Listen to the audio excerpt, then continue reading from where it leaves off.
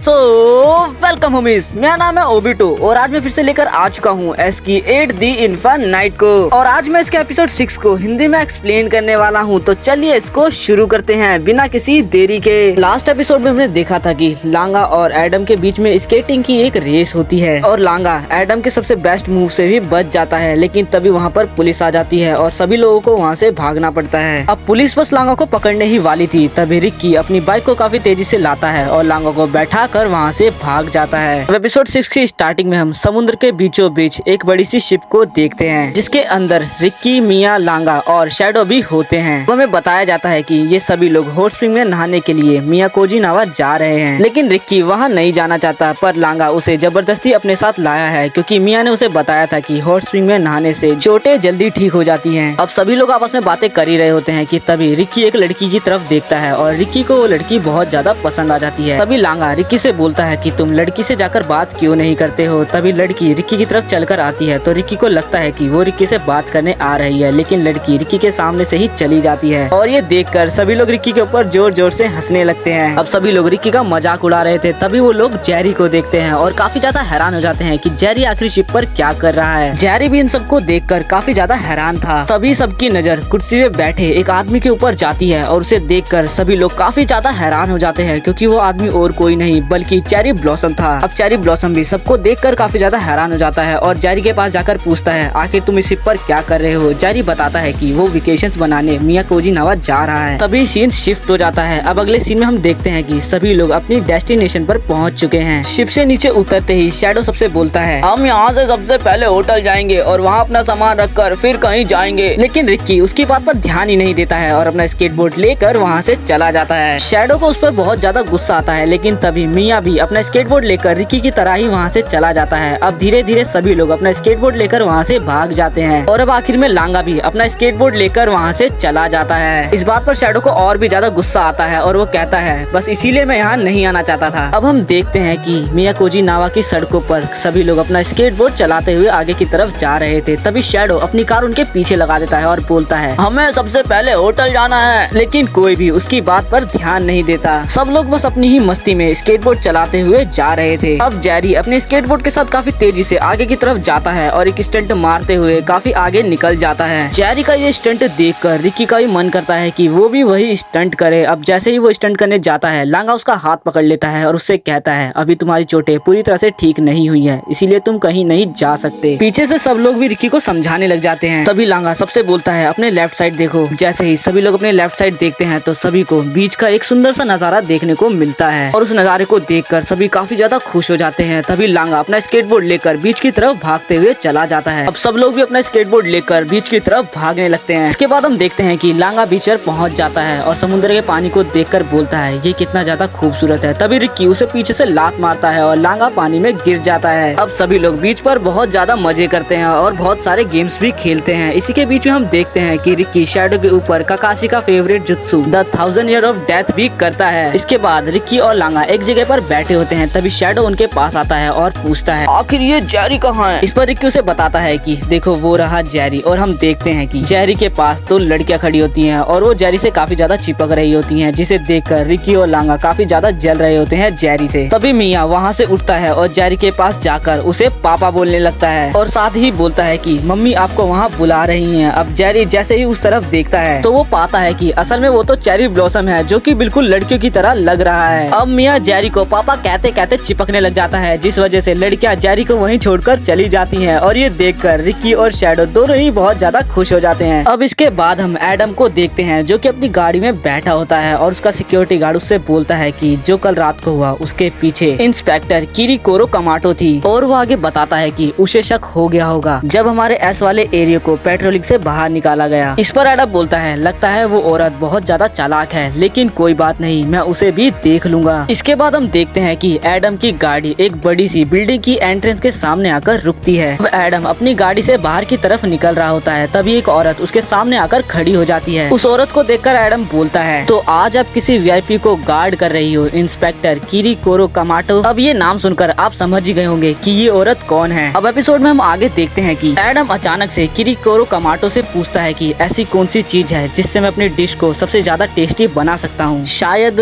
गरम मसाले डाल के। इस पर एडम बोलता है, तुमने बिल्कुल सही कहा, और फिर वो आगे की तरफ चला जाता है। अब अगले सीन में हम सभी लोगों को एक कमाल के जापानीज रेस्टोरेंट के सामने खड़ा हुआ पाते हैं। उस रेस्टोरेंट को देखकर रिकी बोलता है, क्या बात है, 3000 येन में ऐसा रेस्टोरेंट मिलना क्या कमाल की बात है। चेरी ब्लॉसम उस रेस्टोरेंट में जाने लगता है और रिकी भी उसके पीछे जाने लगता है। तभी शैडो पीछे से बोलता है, हमारा होटल यहाँ पर है। अब जैसे ही रिकी, मिया और लांगा अपने होटल की तरफ देखते हैं तो वो तीनों काफी अजीब सी शक्ल बनाने लगते हैं, क्योंकि उनका होटल काफी ज्यादा बेकार है। इसके बाद हम सबको होटल के अंदर बैठा हुआ देखते हैं, जहाँ पर रिकी शिकायतें कर रहा होता है। तो शैडो उससे कहता है कि 3000 येन में सिर्फ ऐसा ही होटल मिलता है, तो शिकायतें करना बंद करो। वहीं दूसरी तरफ हम लांगा को देखते हैं, जो कि टॉयलेट के बाहर खड़ा होता है। अब जैसे ही लांगा टॉयलेट का गेट खोलता है तो उसे देखकर वो काफी अजीब सी शक्ल बनाने लगता है। अब यहाँ रिकी शैडो से बोलता है कि डिनर कब आएगा, तो शैडो उसे बताता है कि यहाँ पर डिनर नहीं मिलता, जिसे सुन रिकी और भी ज्यादा परेशान हो जाता है। लेकिन तभी वहाँ पर जेरी आ जाता है। इसके बाद हम चेरी ब्लॉसम को देखते हैं, जो कि उसी होटल में बैठा होता है और खाना खाने वाला ही होता है। तभी जेरी सबके साथ वहाँ पर आ जाता है और बोलता है, सबके साथ खाओगे तो ज्यादा मजा आएगा। जेरी को देखकर चेरी ब्लॉसम उस पर गुस्सा करने लगता है और कहता है, आखिर तुम यहाँ क्या कर रहे हो। खाने को देखकर रिकी काफी ज्यादा खुश हो जाता है और उसके मुंह में पानी आ जाता है। तभी जेरी चेरी ब्लॉसम को पकड़कर बोलता है कि ये हमारे बड़े भाई हैं, तो ये आज हमें अपनी तरफ से खिलाएंगे। और यहाँ चेरी ब्लॉसम को कुछ भी समझ में नहीं आता है कि आखिर चल क्या रहा है। इसके बाद हम लांगा को इसी होटल में देखते हैं, जो कि टॉयलेट के बाहर दोबारा से खड़ा होता है। अब जैसे ही वो टॉयलेट का गेट खोलता है, अंदर की तरफ देखकर वो काफी ज्यादा खुश हो जाता है। भाई पहली बार मैं किसी बंदे को देख रहा हूँ जो टॉयलेट को देखकर खुश हो रहा है। खैर इसके बाद हम सभी लोगों को देखते हैं जो कि खाना खा चुके होते हैं। तभी लांगा अपना स्केटबोर्ड लेकर रिकी के पास आता है। रिकी स्केटबोर्ड पर स्क्रैचेस देखकर समझ जाता है कि लांगा काफी अच्छी तरीके से स्केटिंग करना सीख चुका है। तभी मिया बोलता है, वैसे आज एक स्पेशल डे है। मिया आगे बोलता है, मैंने यहाँ के लोगों से सुना कि आज कोई खास दिन है, इसीलिए सूरज ढलने के बाद कोई भी बाहर नहीं जाएगा, क्योंकि आज वो बाहर आएंगे। रिकी पूछता है, आखिर कौन बाहर आएगा। मिया बोलता है,